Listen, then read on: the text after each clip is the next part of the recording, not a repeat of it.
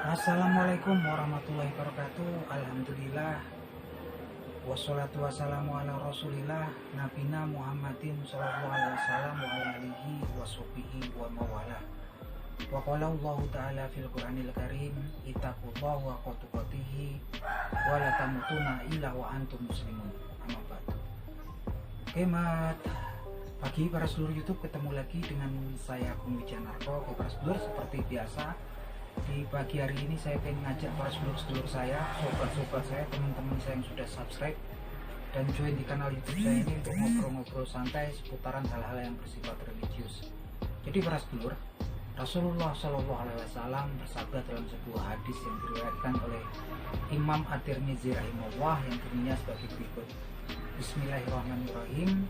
Inna awwala khalaqallahu al-qalam. Faqala uktub. Faqala ma aktub. Qala uktubil makan qaddara makana. Wa ma huwa kainu ilal abad.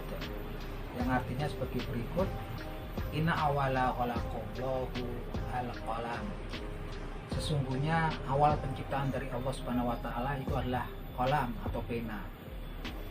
Faqala uktub, maka kemudian diperintahkan oleh Allah Subhanahu wa taala kepada qalam tersebut, uktub, tulislah, gitu kan.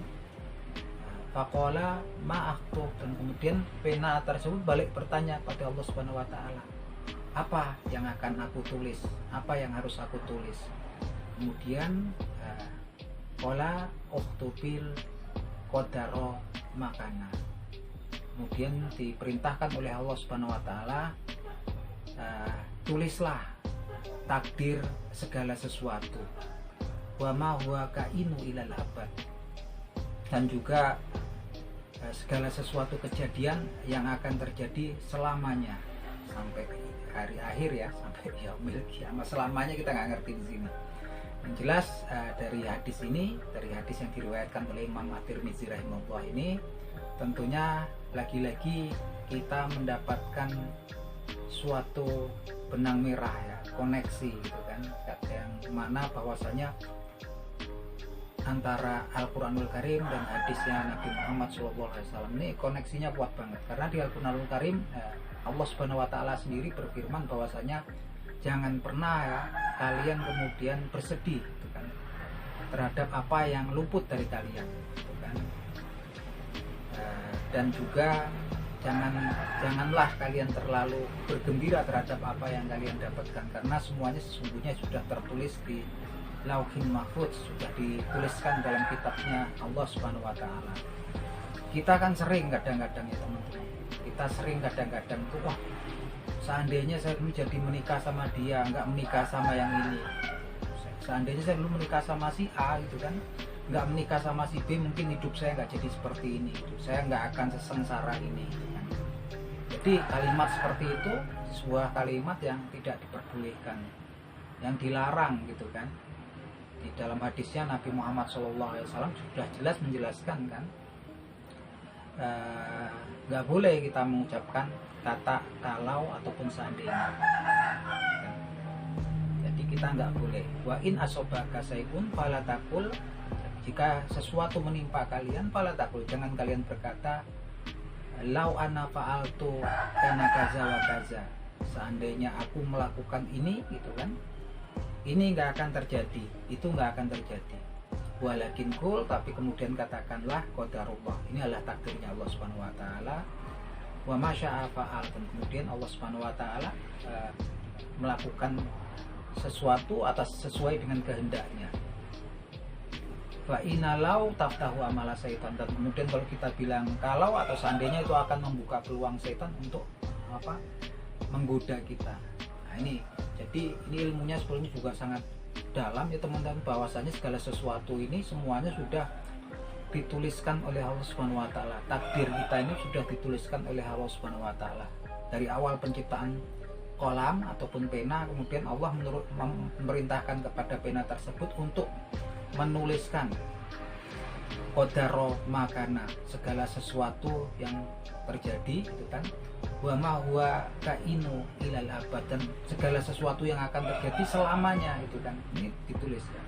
Artinya ya takdir, bagian dari takdir itu salah satunya adalah ajal kita, jodoh kita, kemudian rezeki kita. Artinya selama kita memang masih ada ajal kita, artinya rezeki kita masih ada. Nah inilah yang kemudian dijelaskan Syekhul Islam Ibnul Qayyim rahimahullah ya, Ibnu Taimiyah gitu kan, Ibnu Taimiyah rahimahullah gitu kan, bahwasanya kalau kita kemudian melihat hadis tersebut, mendengar hadis tersebut, sudah sepatutnya kemudian kita fokus ya, hidup di dunia ini fokus untuk kemudian dalam melaksanakan perintah dan ketaatan kepada Allah Subhanahu wa taala dan meninggalkan semua larangannya. Itu saja fokusnya, karena ajal kita, kemudian rezeki jodoh kita, rezeki kita sudah kemudian ditentukan oleh Allah Subhanahu wa taala. Tentunya menurut Ibnu Taimiyah rahimahullah, kalau kemudian ajal kita masih ada gitu kan, tentunya rezeki kita pun masih ada kan?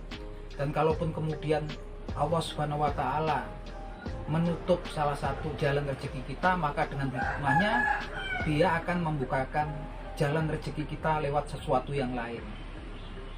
Karena memang rezeki kita sudah ditakdirkan oleh Allah Subhanahu wa taala. Jadi seperti seorang bayi ya teman-teman, bayi yang dikandung oleh ibunya. Perumpamannya seperti seorang bayi yang dikandung oleh ibunya, yang mana dia nggak bisa berbuat apa-apa, nggak berdaya. Dia mendapatkan rezeki, dapatkan makanan, nutrisi segala macam melalui darah. Yang darahnya itu, yang rezekinya si bayi itu masuk melalui pusarnya gitu kan, untuk makanan dia, untuk dia tumbuh dan berkembang, untuk dia hidup dan tumbuh dan berkembang.